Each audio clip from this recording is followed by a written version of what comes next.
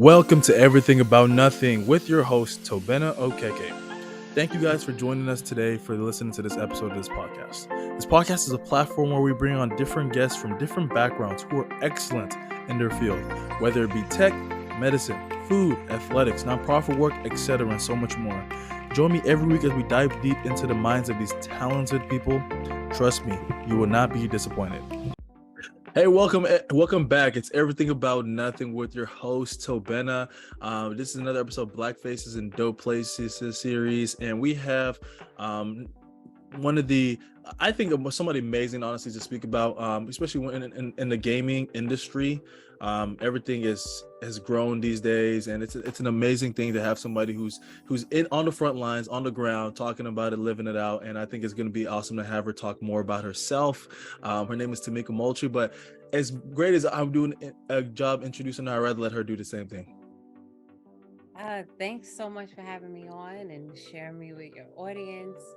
Yes, my name is Tamika Moultrie, but professionally and in these gaming and geek streets, I go by REDinFamy. I have been a journalist for a decade plus. I've produced shows. I've curated different outlets throughout my years. I've written for various, huge outlets from Black Enterprise, Complex, Revolt, etc. Also, independent websites as well I've worked with, and then graduated to actually create my own outlet, GEEK Game TYTE. I've been gaming since I've been 3 years old. So a vet in gaming, I never gave that up. It's become a part of my life. It's become a part of my career. So I look forward to kind of sharing that experience with my audience, aside from just being a journalist, but just my passion for gaming as well. And then to have a common face in this space so people that do look like me can know that they can do what I can do and better. Absolutely. So, a little tidbit on me. No, that's awesome, and we're super happy to have you on. I kind of want to get into your gamer tag, like REDinFamy. Where does that stem from? I was curious. Yeah. So I still do graphic design. I do it for myself and for others here and there. But in high school, I used to, during that days, it was the forums. It wasn't like how we have today with social media and everything. Yeah. We had AOL and forums. So you had Abe, but I was a part of a hip hop forum, a couple of hip hop forums. One of them is Holofront. If y'all remember the battle rapper Jen, he had his own forum called Holofront, and I used to do graphics on various different ones. People always wanted like their little signatures at the bottom with something cool, so I used to create those for people just playing around, and I used to go by Red Effects, but I thought that was kind of cheesy. And red is one of my favorite colors. And during that time, I was listening to one of my favorite hip hop groups, Mobb Deep, and the album was Infamy during that time in high school. So it was like Infamy, the Infamous, and I wanted something more catchy as a name. I didn't know it was gonna go to become like my moniker name, in the industry, but I pretty much just put Red and Infamy together, and that birthed REDinFamy. So no, that's actually pretty dope. Shout out to Mobb Deep. Shout out Mobb Deep for sure. That's actually pretty dope. I know that obviously with the name, I think everybody's name is something that everybody's gonna go know you by. So having something that's true to you, true to how you feel, is always important. And I've had some people with some great names, and I think that I got to put that one to the top tier. So I appreciate it. But so I kind of want to go back to what you said earlier. So you've been playing games since you were 3 years old. I love that. I was gonna ask you when was the first time you picked up a joystick, but I'm gonna ask, what was the first game system that you played, and how did you really get into gaming?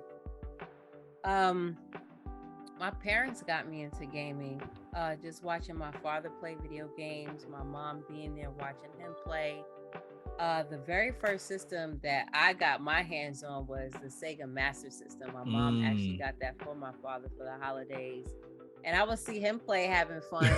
And I just remember, like, I want to be a part of what I wanted to do everything my father did, whether, he was basketball back in the days. He was actually a rapper in the 80s and stuff during that time. And, it's dope because it's like the 50th anniversary of hip hop. Just speaking on that. But I want to do everything he did. I just thought everything he did was just so cool. So I wanted to play. He had an extra controller, when his friends come by, when he wants to take the system over to his friends, and I wanted to play. And I'm pressing the controller, and I'm like, well, I don't see characters. I don't see that. What I want to do, I didn't see that kind of portrayed on screen. And he was like, wait a minute, how do you? Okay, so it wasn't plugged in. He tried to play me. It wasn't plugged in. Oh, wow. So he tried to really have you out here looking. That's crazy. Maybe because I was a baby, but I wasn't too. I still had wits. I had my wits early. Yeah, I love that. But it was gold. It was, if I'm not mistaken, it was Golden Axe. And then from there on, my mom. I always loved to learn. My mom had got me a Socrates. I don't know if anybody remember the Socrates. So the Socrates was actually a gaming education system. Like it was, and it had buttons and everything like the systems that was out during that time. And then my mom got me a Sega Genesis. But the first system I actually got to play on was the Sega Master System, and I had Sega. Like I grew up as a Sega girl. My cousins down the block had Nintendo, but I grew up in a Sega household. And then it became PlayStation and stuff. But that's basically how I got into gaming.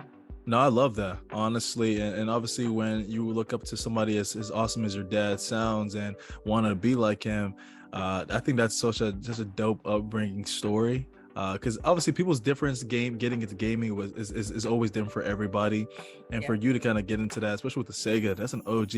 My first game system was a Genesis, so I kind of I was feeling when you said that, that hit the strings. So I love that, and obviously gaming is different for everybody. Like for me, it was an outlier to kind of escape, kind of getting home from school. Didn't really have too much growing up for myself. So anytime I could jump on the game system, play some Sonic or some Dead or Alive or something crazy, something like that. I was always ready to kind of get into it. So I love that. So obviously you ended up, getting up and you got the PlayStation. What's that one game you just knew that if any game I had out there and I could throw away all the rest of my games, so I could keep one? What is that one game for you? That is that's so difficult. That's what I'm saying. I'm putting you on the spot too. I know you put me on the spot. That's a great question. I love so many different array of games. Like I play different stuff, so it's kind of hard. But I guess a game that that I will always go back to and can play over and over again, I guess would be a fighting game, and that would be Mortal Kombat. And my mom got me into Mortal Kombat. That's funny. Yeah, she got me into Mortal Kombat. As a family, we would go to a movie theater here in Queens. Well, it's kind of like Queens, borderlines, Long Island. Yeah. It was called Sunrise Theater. For anybody that knows, that's a Queens and New York City native. And before we would watch the movie, they had like arcade cabinets set up in the lobby. And she was like, let's go play this, to go against each other. And that's how I got into Mortal Kombat. It's one of my favorite fighters. I've been blessed to actually meet and talk to Ed Boon and know him. So that's legendary. Yeah, that's a game I would say if all the games is something you can go back to and keep playing against a computer or something back and forth and try to see how to beat it to its highest limits if you want to take it there. But I would say Mortal Kombat. No, that's awesome. I think especially fighting games, it's one of those things that you can always revert back to when you're trying to take the stress off. Putting together a sweet combo is euphoric. You can't get better than that. You know what? Scorpion or Sub-Zero, even Liu Kang, like just classic characters, and even the storyline is amazing. So I respect that choice. Like I gotta give love to that. So did you ever have to like prove yourself, as a girl, obviously playing against, whether it was your friends, as a girl? Because I don't know. I just know that there was a stigma, video games were for boys, growing up. Did you ever have to come into that scenario where it's like, hey, you're a girl, but like you had to show up and you had to show them like, hey, like I do this too. I'm really nice on these sticks. So. Oh yeah. It's been in a comedic way. And then as it's been in a comedic way and a community wise growing up, of course, my mom didn't treat that as such. She got me the video games and the system and things like that. So my mom never deterred me from saying, oh, this is for boys and that. But that does happen to a lot of women in gaming as they grow up, and a lot of girls actually fall off from being gamers because of being told things like that. So but I faced it in college. So it was so I was called 50 in college. So because I went to Johnson and Wales University in Charlotte, North Carolina, and shouts out to Jay Wu. Yep. So I was called 50 by my good friend. He's like a brother of mine. His name is Slim, but Jabari Posey. He's gonna get me for saying this government. But he called me 50, and because of 50 Cent during that time, and he's from South Central LA, but he's to a lot of Queens rappers. So he's like 50.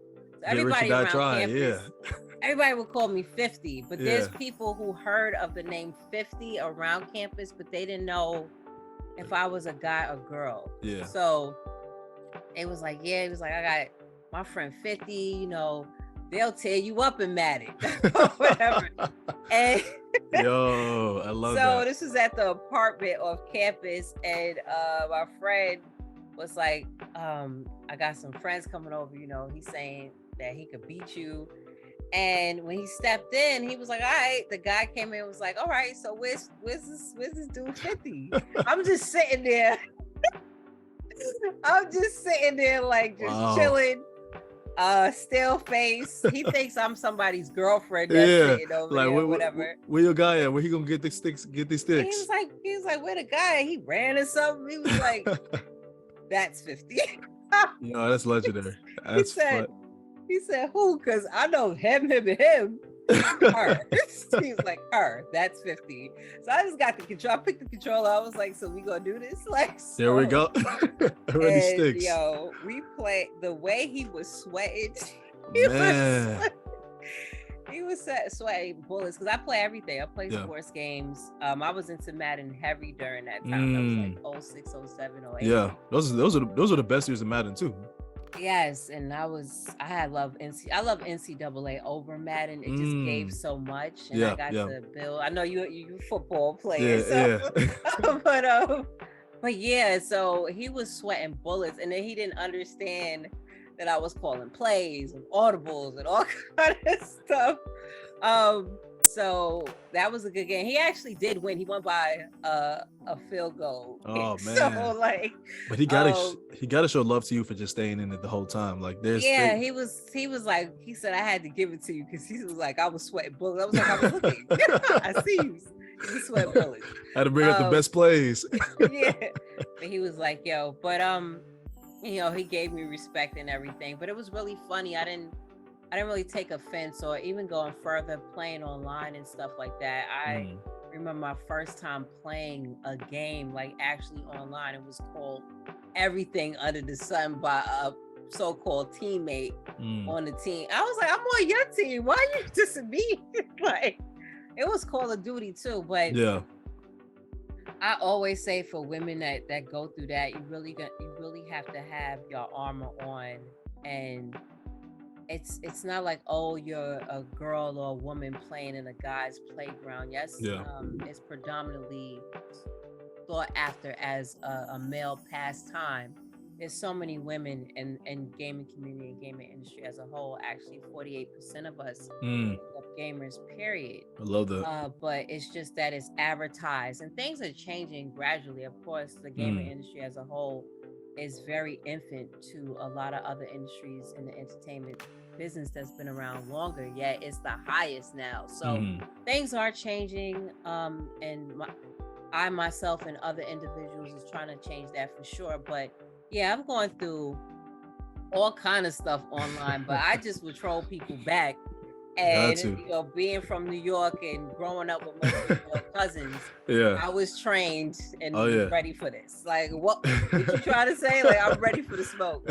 So yeah, I've gone through a lot of, you know, name calling and all this other stuff, and I just use it as, you know, ammunition to kind of fire back. No, I love that. You always gotta have that comeback, especially, you know, growing up with like you said, a lot of male cousins. So you gotta always make sure you got it on you, because people are gonna try you, and if you don't, you know, respect is given. So I know you say you went to Johnson and Wales, but after you graduated, did you know that you wanted to kind of get into the gaming industry? Like that was like a viable career for you? No. So in ever since I was little, I wanted to be a scientist. Like I wanted to be something in science. In New York City, I actually went to a math, science, and technology high school, aka Jackson, here in Queens, campus magnet. But I wanted to be something of a scientist. I went there for computer engineering, but after 9/11, my mom wanted to move from New York City. Like she was just done with New York City because of the tragic events, and happened to move to Florida. That was a culture shock. But one of the things that piqued my interest was a marketing class, and I thought it was so creative, and I have a creative, you know, mind and stuff like that. So I just took heed, and then I went to college actually and graduated with marketing communications and public relations and stuff. So I thought I was just gonna have a career in that and just do some really dope ad campaigns. But I always stuck with gaming. I just never knew that I can actually have a career in gaming.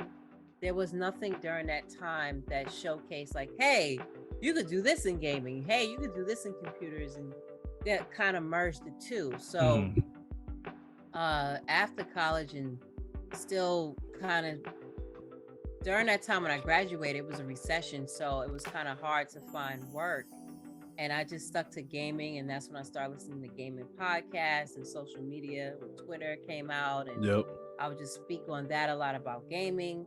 So I tried to merge the two of gaming and wanted to do public relations for that. That didn't go as it went as planned independently. I was able to do that, but working for an ad agency, that didn't happen. So I was given a chance to kind of make my own opportunity. So, and my boyfriend now, you know, back then even, he was like, you know, make your own opportunity. His name is Hip Hop Gamer. So he's phenomenal in the gaming industry and just in life, period. But it was like, make your own opportunity, you know, make your own, you know, open your own doors and stuff. And I really took that to heart and was like, okay, especially in this day and age, you know, that was so early in social media, but now you see so many people actually graduated and created their own companies and for sure, and stuff off of social media alone. And that's how I was able to actually get my first step in the gaming industry, was just off of social media. Wow. I had no idea.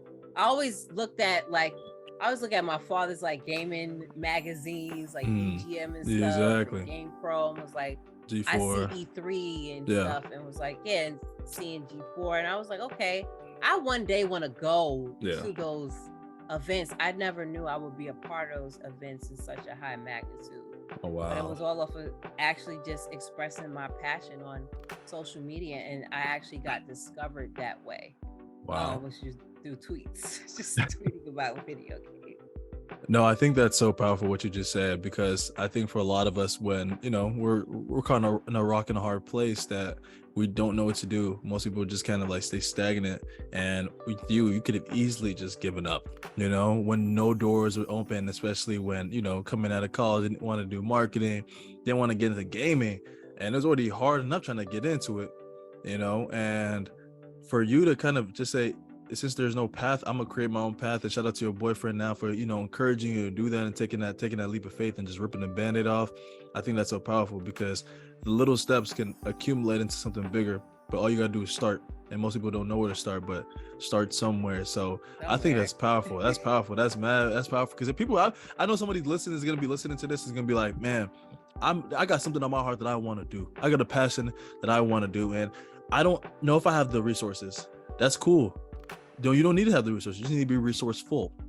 Yeah, You know, it's right there. It it's could be right there. something very common that you do every single day. And what do we do every day? We're on social media, we're Scrolling, just we're mindlessly. typing, we're Yep. laughing, we're putting emojis. Yeah. And that one platform alone, it's fun. Yeah. But it could be utilized for something with your talents. Absolutely. Exposing your talents, or you can network with other people that may be in line with what you want to do. Absolutely. And I was blessed enough to, at first I worked with independent websites, and there was a show called The Tester. PlayStation had a reality show called The Tester, and because I didn't have a job, I wasn't working, and I gravitated and was like, well, wow, I really want to be a part of, gaming industry in some way or form. So I was like, I'm a shy person. I had to break out of that shell, but I was like, I don't know if I could be on a reality show, TV show. But I wanted to. They made a forum. I'm used to forums. They made a forum, and they had it that you can put your audition video and stuff like that. But I was too chicken enough to make a video, but during that time, I was still like communicating, conversing with different people on the forum, and getting to know a lot of people that I know to this day. Yeah. That they've actually made their own brands and have done their own stuff. And that got me in touch with a really good friend of mine, Jeff. He goes by the name Treasy. He made his own website, and I became a part of that website and started doing journalistic things on there. So I was still doing stuff on there, and then when I had my big break because of being discovered on Twitter by an editor, shouts out to Anselm, he gave me my big professional break of actually like making money. Yeah. Just talking and writing about video games, and it was for Black Enterprise, and I was like, "You want me to write for what?" I was like, "Hell yeah, hell yeah, let's go." And he asked for no writing samples. Like he asked for no writing. He just said, I guess what I'm thinking is that he was like, if you could convey your thoughts. During that time, it was just 140 characters. Nowadays we got a little bit more wiggle room. It was 140 characters to get and articulate however I was feeling or conveying whatever thoughts I had on gaming. It was able to come to life, and that, just was something so bite-sized. So absolutely, I was blessed to have the opportunity to work with a outlet that I looked at and read, especially during college. Black Enterprise. That's awesome. That's awesome. I love when people take a chance on people, because you just never know what happens. And when you get that chance, you got to run with it. You ain't got to say, don't tell me less. Don't tell me nothing else, So I want to kind of transition over to talk about your company, GEEK Game TYTE. I know you spoke about it earlier, but what made you create that, and what does that mean to you? Like, why is it important to you? Sure. So GEEK Game TYTE, I made it the inspiration comes off of something silly as far as the name, but it was made because I used to get angry a lot playing Call of Duty, and I would just put TYTE. But I kind of flipped that, like GEEK Game TYTE, like having your geek game on point, and knowing your knowledge of different things in the geek atmosphere. So I created the outlet and movement to pretty much showcase, expose, and educate Black, Hispanic, and Native gamers or geeks from all four corners of this world, and show that we do exist. There's nothing magical about it. We have been precursors and ancestors in everything science and geek, period. We've created so much in these different spaces, and we should be included, and can't wait for other people to include you. You gotta just include yourself and your people. So just creating my own table to sit at, and have my own people sit at that same table, and be able to showcase them and show that there are Black game developers, there are Black women that have created this and that and changed the narrative on these different things. And there are people in the hood or whatever that love the same geeky stuff that you would never know that they're into that stuff. I mean, look at Jizza from Wu-Tang. He's like an astrophysicist. Like he's one of the most intelligent MCs, period. For sure. With the highest vocabulary count in hip hop alone.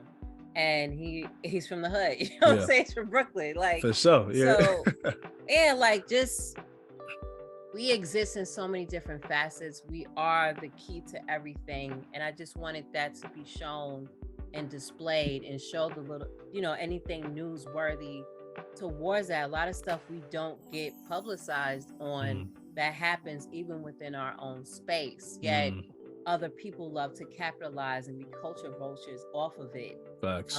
Just to have some type of outlet that kind of showcase us and what we're doing, any characters relating to our culture with that. I wanted that to actually be created in there.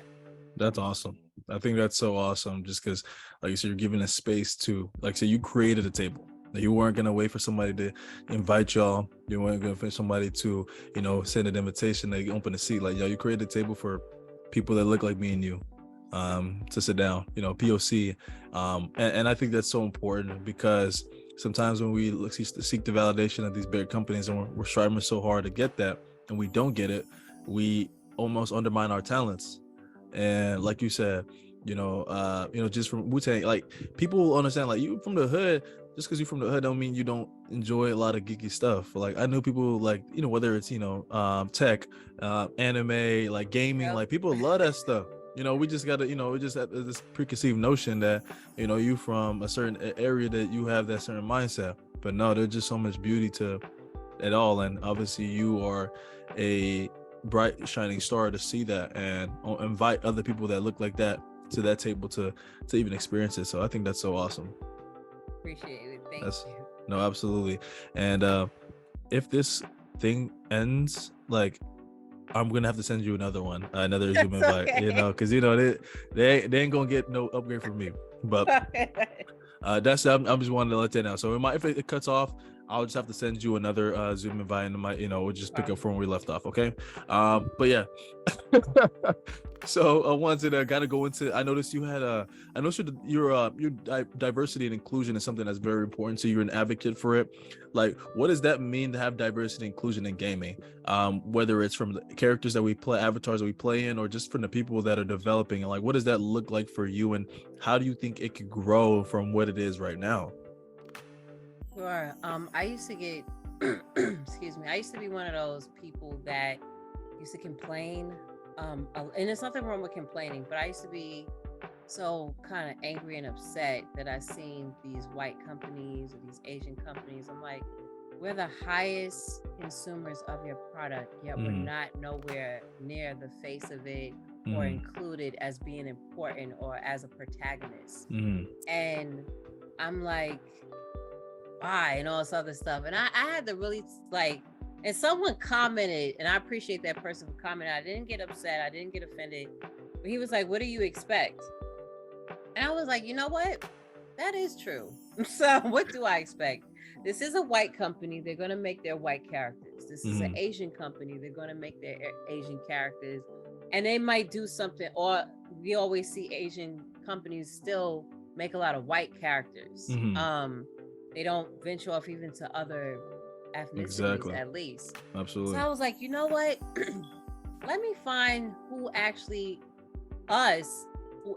make these it has to be Black developers. They either work at these studios or actually have their own projects. So I begin to research and see that there are a lot of Black game developers, a lot of brown, as far as what I mean by brown, Hispanic game developers. There are native game developers. And we are, of course, the highest marginalized. And I don't like to say minority, because we're not minor in anything. It's just that whenever we try to do something, whenever we try to get something done, we always, our voices and what our attributes get snuffed. Like, it gets snuffed and covered and put under somewhere and forgotten. And I come to see all these different organizations making safe spaces, or having something like Blacks in Gaming, which they is a phenomenal organization that caters to making sure that Black game developers have some type of space to not just socialize, but actually help other and future game developers and help them with some resources. You have The Mix by Justin Woodward, who also have Black Voices in Gaming, which is a nonprofit organization to help fund Black game developers with their projects, or new game developers to get their projects up and running and such, and some type of funding. And I've been a part of it. I'm actually a part of it, and I help them sometimes with hosting or curating different things, which I can't wait to do further and announce soon. And then you have spaces like Black Girl Gamers, that's in the UK. You have Sugar Gamers, that's here in the States, with Keisha Howard as the founder. Like, there's just so many different people and things. And even just learn about Jerry Lawson, like, he's the godfather of console game. We wouldn't have these different consoles that we talk about if it wasn't for the great engineer and scientist Jerry Lawson, even creating the cartridge and having that something more consumable. Just, you know, gaming a lot first started as something like for the military to train soldiers and stuff. So just learning more about my history, our history period in gaming. Then I got to see that I need to put that energy of being upset and put that in the energy of celebration or helping who look like me that's actually making video games. So that's what inclusion and diversity, why that's so important to me, because I want a little girl to not feel like, oh, this is just for boys. That she can be a scientist. She can be that hidden figure that she's seen in the Hidden Figures movie, and know that that can be her as well. And she can go further, of course, than what those women did for history of math and science. So that's the importance of inclusivity for me. It's not so much for waiting for other people to give us our turn, is to actually help make that turn set and help people that's actually doing it. That's awesome. And I think that one of the best things you said, it's not bad to be upset, you know, or complain. Is the worst thing you can do when you complain is not to do anything about it, whether it's, you know, finding means to support things that are already doing, or even just, you know, complimenting people or showing light to people who are in the space. Because I feel like a lot of people do that, you know, they complain and then we just let that happen, you know. And next topic. That's hashtag. No, for sure. But you know, taking a proactive approach to that, I think that's super awesome. Because like you said, diversity, having somebody that looks like me, you know, whether it's an avatar, whether you know, because when you play games, it's literally European centric, you know, look to them. You know, they have the straight hair, or you know, they're white, and even when they do kind of give us a little color, it really don't be like they don't fit the structure. That's what I'm saying. You know, black people aren't just like one shoe fits all type of thing that they give us. You know, there's so many different you know, whether hairstyles, colors. So yeah, no, obviously with diversity and inclusion comes in, you know, obviously esports are the biggest thing now, especially in the gaming community. You can get scholarships for esports, which I think is an amazing thing.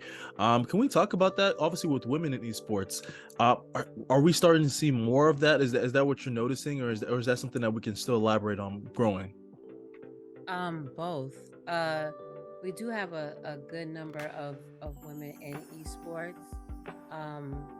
And like one of my good friends, Aziza Brown, she has actually, it's like the first Afro-Latina to own and operate her own esports team.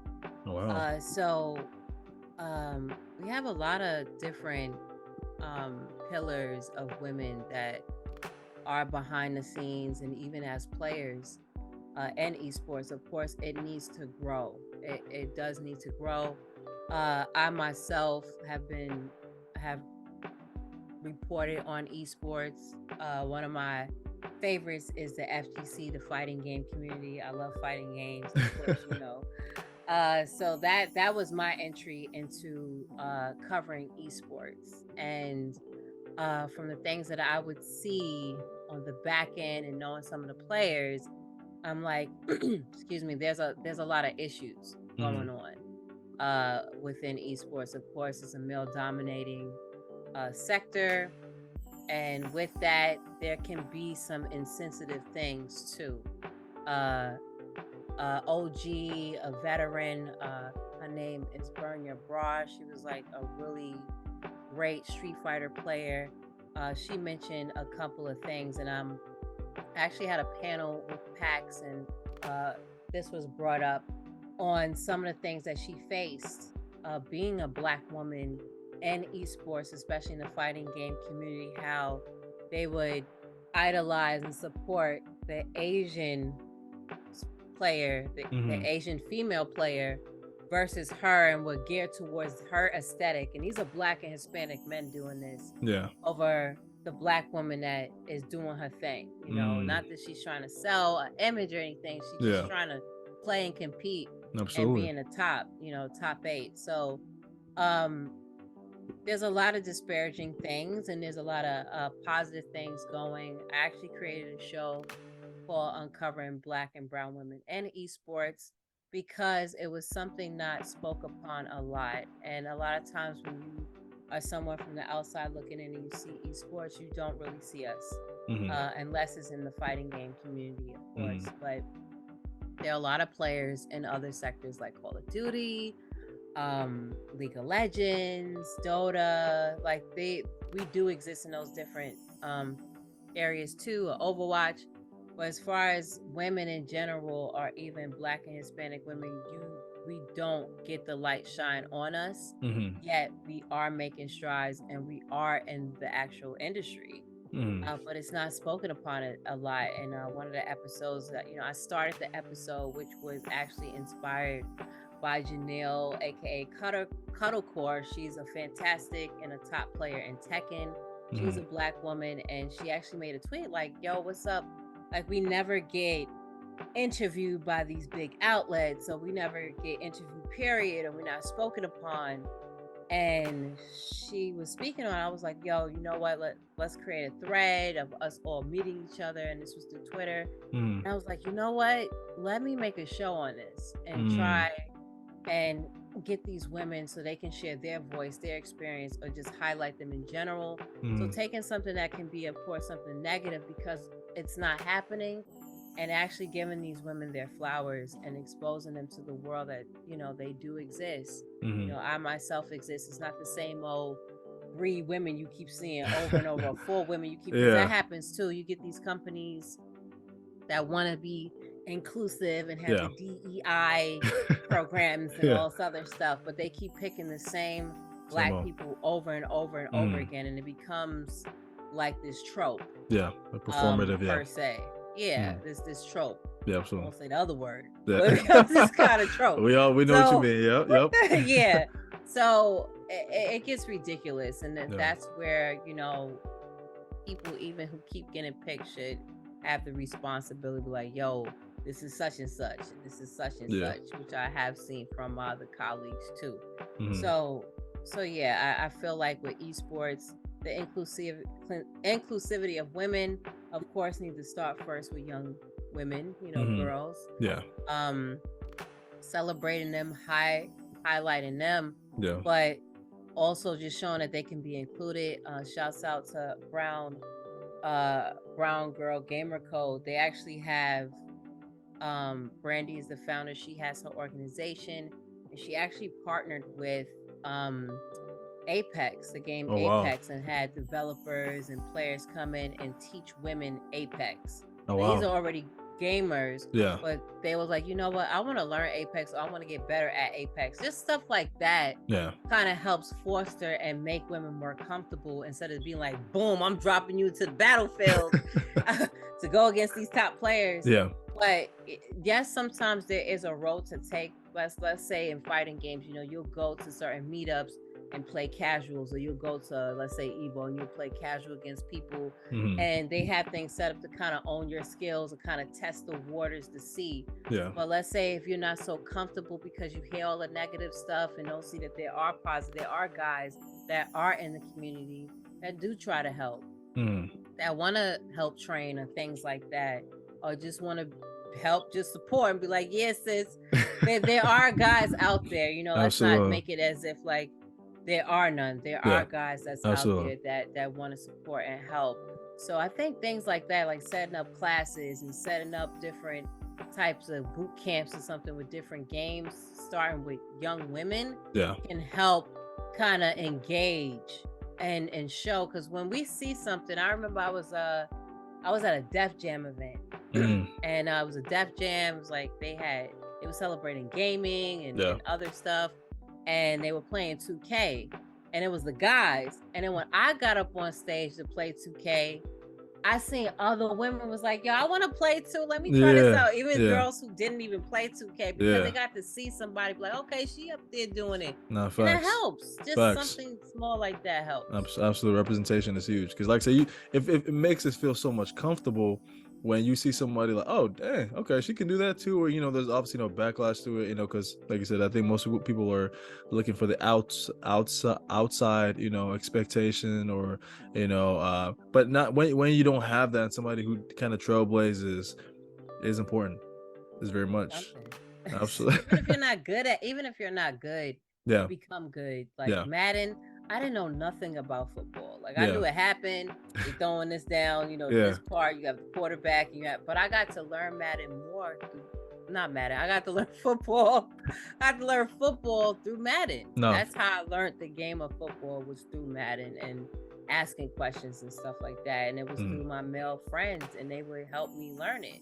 So there are guys out there that's down to help. No, absolutely. And I think that's so important. I actually, like, I played football, but I hated football growing up. Like I actually, because I'm like I said, moving here from Nigeria, and I didn't really, I was playing, fighting games with the woo. So when like my cousins would put in Madden, I'd be like, bro, you better turn that off, bro. Put this Dragon Ball Z in or something. Like, let's get to it. But after a while, I kind of fell in. I was like, okay, let me learn it. Let me understand what it is, because I truly did not know anything about football. And through Madden and through playing and through countless losses and countless failures, but each time getting better, each time learning a little bit more. And obviously you pick up the nuances, and which takes you into real life when you're watching football. So Madden was the reason I started loving football a lot. So it was Madden 07. That was my first Madden I ever bought.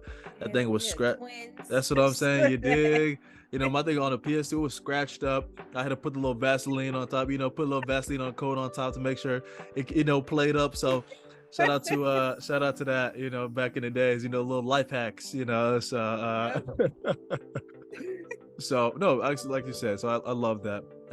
And obviously, how have you seen gaming grow? Like, it just evolved in the last 10 years. We've seen things like streaming, esports, VR, E3, competitions. Twitch is ginormous. Like, watching people, people rather watch people play than actually play games. Like, I found it so fascinating to even hear that these days. Like, how what have you noticed? And obviously, you've been in the industry in the last 10 years. It's kind of been like, wow, this is actually surprising.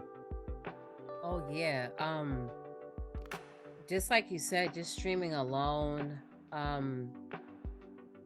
When I was gaming and growing up, I'm happy I didn't go through this, but I heard so many different stories of guys and girls or whatever, on that they would get picked on just by talking about video games. And even certain guys, like, let's say in the hood or anything like that, if it wasn't basketball or football, and you talking about you playing some Vermilion, what?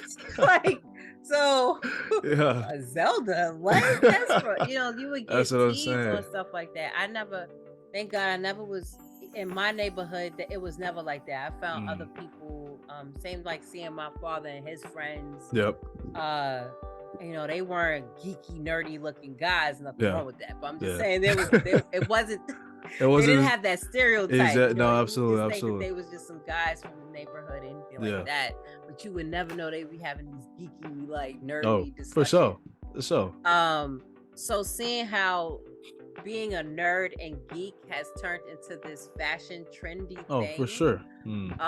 Or a cool factor has blown my mind, because it never used to be like that back in the days at all. You know, I got to see that firsthand with people and what they would go through, and just seeing in society as a whole, it wasn't accepted to be a gamer. It wasn't accepted to collect comic books, and it wasn't accepted to even be smart. Yeah, that is true. So now it's a cool factor. So just seeing that alone has been amazing and crazy at the same time. I love that it's more accepted.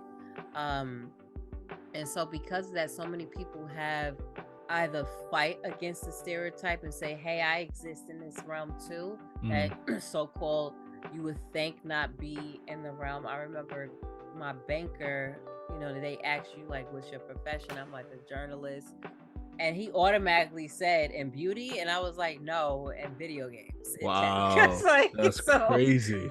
And he was like, oh, I would never paint. I was like, what does a gamer look like? It's like, what does a comic person, like, somebody a geekdom supposed That's to what I'm look saying. like? Yeah. So yeah, just fighting those stereotypes. I've gotten to see so many beautiful women on stream that play games, and they're great at it. So it's not like you can't say, oh, you just playing video games for attention. She just busts so-and-so's behind in the game. Like, what are you talking about? That is true. So just seeing stuff like that in different walks of life, playing video games and being on the same team, and people that you'll never think would be friends, just seeing stuff like that has really blown my mind. And even the first time I went to E3 in 2012 or 2013, because this will be my 10th this year, so I guess 2013. That's what I'm saying. I didn't see too much of me, you know. It was only me. Shouts out to Cherie, the editor-in-chief of Laptop Magazine. She's the first Black female to be a editor-in-chief at a tech huge outlet. It would be her and I, Keisha Howard, the founder of Sugar Gamers, and maybe Aisha Tyler, because she's the MC for Ubisoft a lot of times. So it'll just be like 4 of us.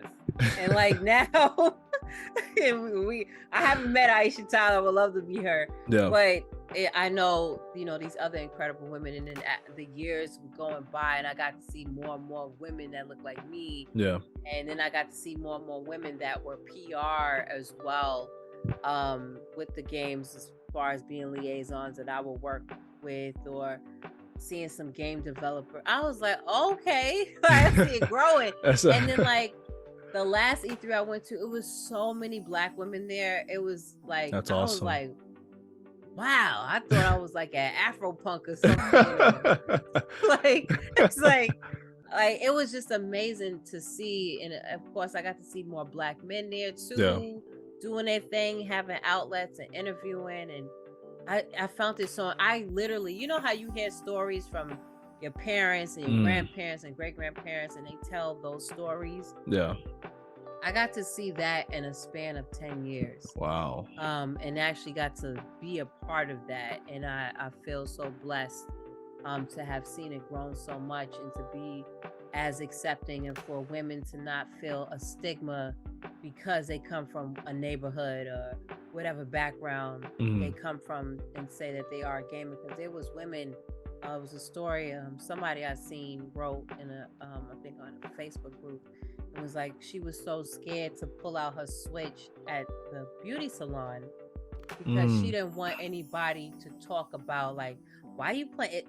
Is that your child's? Or, you know, just having that. And you even get that from your own and your own community too. That's true. I remember, excuse me, there was a podcast, forgot the ladies or women that was on there, and they were making fun of guys being so excited for the PS5, and they were talking down upon them. And I was like, y'all silly, because if he's excited about PS5, he's home. He's home playing his PS5. Chilling. You know where he at. You know where he's at. That's what I'm saying. Like, he's not out and about. He's relaxing. He's on, anything. And it's just one of those things, like you just said, like especially in that realm where guys, that's just that little place of solace, especially working hard, coming from work all day. Let like, him have his moments. Like, why he can't be excited? That's for kids. And then she even went on with her panelists, her co-host. The other one was like, I play it with my nephew and my nieces, and they was like, "You play that?" And I had to say something. I gotta find a video because I remember I said something, and I was like, "There's Black women, women in general, that are making games, own companies, making a lot of money, or being athletes in it, and they play this game. It's not just for children. Pastime. Would somebody say it's silly for you to look at a whole bunch of reality shows and it's not your life, but you're looking at somebody else's life? Like, or you spend a whole bunch of money on makeup, that's your business. Yeah. You want to do that. That's exactly. your business. That's what you like. Let you have the right to their pastime. Absolutely. Yes, you have the right to. No. So yeah, I love how it's grown that women are expressing that they are gamers. They do this, and they can be pretty, beautiful, or however aesthetic they want to look. Yeah. And play video games. So I love that, to see it grow, that is so acceptable. I love that. Yeah. For all the young girls out there that, look up to you or even have an ambition to do what you're doing, do you have any advice for them trying to navigate the gaming industry and kind of carve their niche within it? Sure. I always say this because I wish I would have told myself this when I started. And it's very simple. And it's for anybody, start with what you have. You don't need the glitz and glamour of everything that can stomp you in procrastinating. I still suffer from procrastination to this day. Oh, for sure. But start with what you have. You have that smartphone. You want to do that podcast. You want to interview people. You can do it right from your phone. You can wait until somebody walk out of a GameStop, like, hey, what game did you get, and how do you feel about that game, and how did you get into it? Like, you can start right there and then. You can go to your local gaming events. You can search those things. Have somebody go with you, of course, but you can search those things and do it. You can use your friends. Like, use who you have around you, and the tools you already have. You have your smartphone. Plenty of y'all have it. Use it, and always have your own. Always, as a young woman or a young man, always make sure you have your own. Even if you want to do things with other people and collaborate with other people or work for other people, make sure you have your own as well. I wish I would have done that, because it would have made more time to focus on myself and what I want to do than putting that energy and focusing and building someone else's dream. That's true. And then not be appreciated on those building blocks that I help for those people. So make sure you always have your own, create your own. There's so many free things out here. Let's say, even if you want to start streaming, you can stream straight from your PlayStation. You can stream straight from your Xbox. That's how I started. If you look at my very first stream, it was a struggle stream. So, like, I had the struggle stream, like, edition for real. I had my little PlayStation camera that I got. I got it used on Amazon. There we go. So I get it for the low. Let your family know what you're involved in. And even if you get pushback, because I even got pushback myself, I know what I wanted to do. I didn't look for gratification or validation from other people. I just knew what I wanted to do. For my family members, I knew what I wanted to do. I know the goal that I had. No matter how far off it may have looked or sound, I knew that I was going to get there. So always be your own cheerleader. Look in that mirror. Those who's older, as a high school or college, and seeing Insecure, just like with Issa Rae, look in that mirror. Yeah, just looking at and look in that mirror, and it may look weird. I talked to myself. I was over the child. Look in that mirror and validate yourself. Validate yourself and what you're doing, no matter how obscure it may be. You can have the awkward personality or whatever. You may think you're awkward, or you may think you're so shy.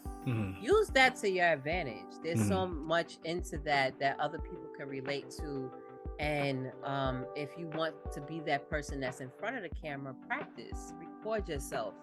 That's what I would do. I do it to this day. I record myself because I remember my first interview. I looked crazy. So like look crazy. Like record yourself. I laugh at it to this day, but it's so cringy. Record yourself. Research. Try and find. There's so many free tools out here. Whether it's editing your own things, editing your own voice. You got AI stuff editing stuff now. So there's so many free tools. You can have your own show on Spotify. You can have your own show on YouTube. Yep. And you can get those partnerships and stuff like that. So be you, be true to yourself, know what your goals are, and look for validation from you and not from others. And don't compare yourself to others. I love that. Just use them as an influence of where you want to go to. But you are your best asset, is you. I love that. No, everything you've just been saying today was gems.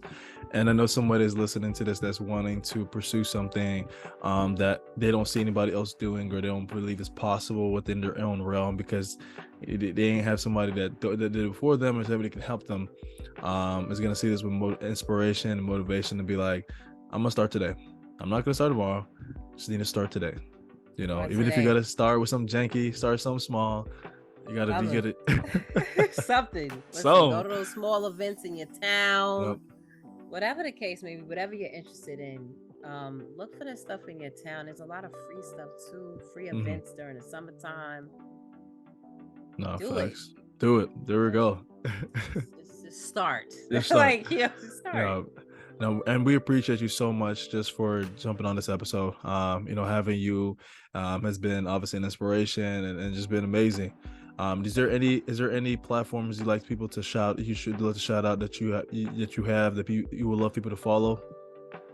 Sure. It's REDinFamy across the entire board with everything. I'm so grateful I did that a long time ago. Love it. So on Twitter, Facebook, everything is REDinFamy. Even if you want to game with me, just let me know who you are and that you was on the show. Yeah. And you watching the show and you want a game. What else? GEEK GAME TYTE. That's TYTE. So geekgametyte.com. Be sure to check us out. Also a Discord. I'll make sure to send the Discord links. You can join the Discord, and we have so many different discussions in there. And I'm always offering tips too, as well. And then I also do a show with AfroPunk called Culture Code. That's every Wednesday at 7 p.m. EST on twitch.tv/AfroPunk.